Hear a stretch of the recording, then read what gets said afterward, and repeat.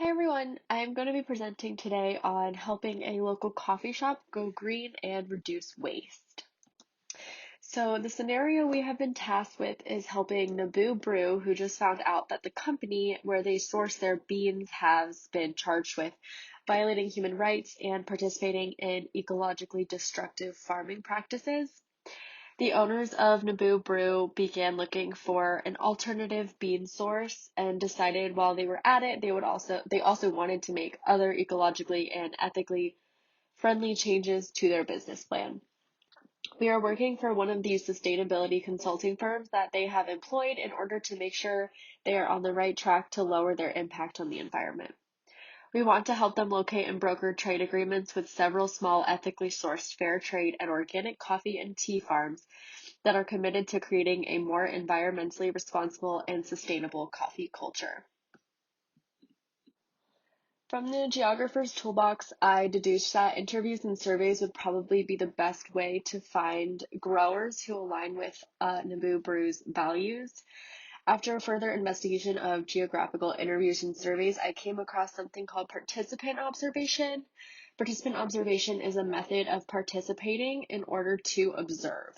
So I put a little diagram of this on this slide so you can kind of see the difference between participant observation and non-participant observation, which is your typical mode of observation. So being immersed in how farmers are growing their beans and seeing their values and labor firsthand will make Naboo Brew feel more confident that their beans are being ethically sourced and their values are being upheld from start to finish. When trying to carry out participant observation, there are several conditions that may be problematic. First, companies may not be open to this type of interview, which may raise some red flags anyway about choosing that company. Another condition that may prove difficult is traveling to these locations in order to meet the farmers and see their businesses. Considering that most coffee beans are grown in Brazil and other regions near the equator, I'm unsure about the logistics of actually traveling to meet with these companies. Theoretically, however, I feel this would be a great way to help Naboo Brew find quality growers for their beans and teas. I found what I thought was a pretty cool image of what is called the bean belt. From this figure on the slide, we can see where beans are predominantly grown. And seeing that these locations are not very easily accessible to us or even in our country, it may be difficult and expensive to travel around searching for ethically sourced beans.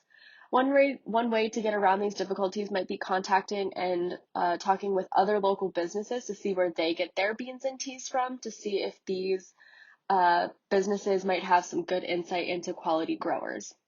Overall, I feel that seeing these farmers and the process of how their beans are grown and harvested firsthand would be the best way to ensure that Naboo Brew's values of sustainability and ethical sourcing is upheld.